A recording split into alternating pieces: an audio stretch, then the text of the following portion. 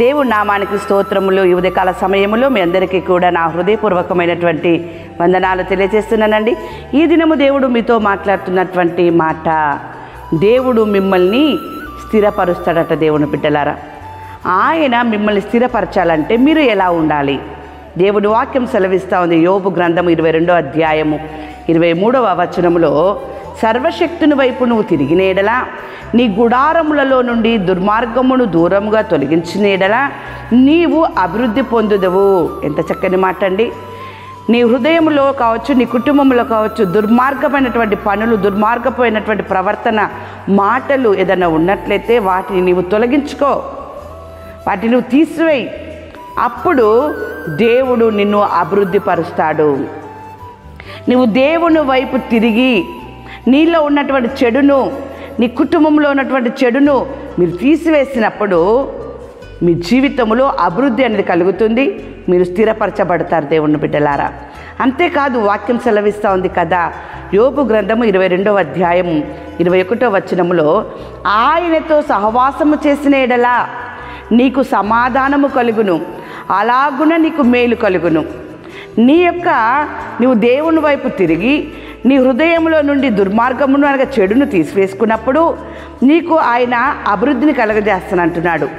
ఎప్పుడైతే నీ హృదయంలో నుండి చెడుతనమును తీసివేసుకుంటావో, ఆయన వైపు నువ్వు తిరుగుతావో, ఆయన వైపు నువ్వు తిరిగినప్పుడు ఆయనతో సహవాసం చేసేటటువంటి గొప్ప ధన్యకరమైన స్థితి నీకు కలుగుతుంది.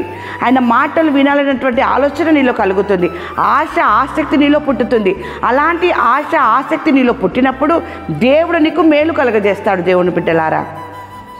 అందుకే వాక్యం సెలవిస్తూ ఉంది కదా, యెహెజ్కేలు గ్రంథము 37వ అధ్యాయము 26వ వచనం నుండి మనం చదువుకున్నట్లయితే, నేను వారితో సమానార్థమైనటువంటి నిబంధన చేసేదను, అది నాకును వారికి నిత్య నిబంధనగా ఉండును. నేను వారిని స్థిరపరచెదను, వారిని విస్తరింపజేసి వారి మధ్య నా పరిశుద్ధ స్థలమును నిత్యము ఉంచెదను అంటూ ఉన్నాడు. ఎంత అద్భుతము! నీవు దేవుని వైపు తిరిగి నీ హృదయంలో అని నీ కుటుంబంలో ఉన్నటువంటి చెడుతనమును నీవు తీసివేసినప్పుడు ఆయన నిన్ను అభివృద్ధి పరుస్తున్నాడు. ఆయన నీకు మేలు చేస్తూ ఉన్నాడు దేవుని బిడ్డలారా. అదేవిధంగా నీవు ఆయనతో సహవాసము చేసినప్పుడు ఆయన నీకు ఒక ప్రమాణం చేస్తున్నాడు, నిబంధన చేస్తున్నాడు. నేను ఈ విధంగా ఉంచుతాను వారిని అని చెప్పేసి. ఎలా ఉంచుతాడట మిమ్మల్ని? ఆయన మిమ్మల్ని స్థిరపరుస్తాడట, ఆయన మిమ్మల్ని విస్తరింపజేస్తాడట. మీ మధ్య ఆయన పరిశుద్ధ స్థలమును నిత్యముగా ఉంచేదని అంటూ ఉన్నాడు దేవుని బిడ్డలారా. చెడు అనేది ఉండకుండా ఆయనే పరిశుద్ధుడు గనక ఆయన బిడ్డలుగా మీరున్నప్పుడు, ఆయన వైపు మీరు తిరిగినప్పుడు, అలాంటి పరిశుద్ధత అనగా ఆయనతో మీరు సహవాసము చేసినప్పుడు ఆయనలో ఉన్న పరిశుద్ధత మీలో మీ కుటుంబంలో కూడా ఉంచుతాడంట. ఆ రీతిగా దేవుడు మిమ్మల్ని స్థిరపరిచి విస్తరింపజేస్తాను అంటూ ఉన్నాడు. ఈ ఉదయకాల సమయంలో దేవుడు మీతో మాట్లాడుతున్నటువంటి మాట ఇదే దేవుని బిడ్డలారా.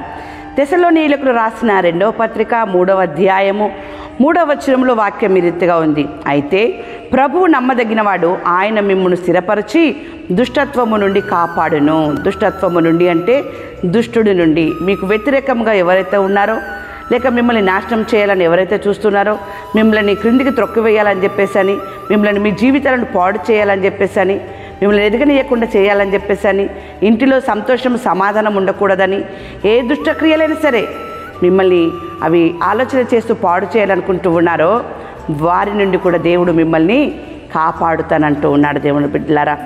ఉదయకాల సమయంలో దేవుడు మీతో మాట్లాడుతున్న మాట ఇది. ఆ రీతిగా దేవుని వైపు మీరు తిరిగినప్పుడు మీ జీవితంలో అభివృద్ధి ఉంటుంది, మీరు విస్తరించబడతారు, మీకు మేలు కలుగుతుంది, ఆయన మిమ్మల్ని స్థిరపరచతాడు. ఆ రీతిగా దేవుడు మిమ్మల్ని మీ కుటుంబాన్ని నిండారుగా ఆశీర్వదించునుగాక. ఆమేన్.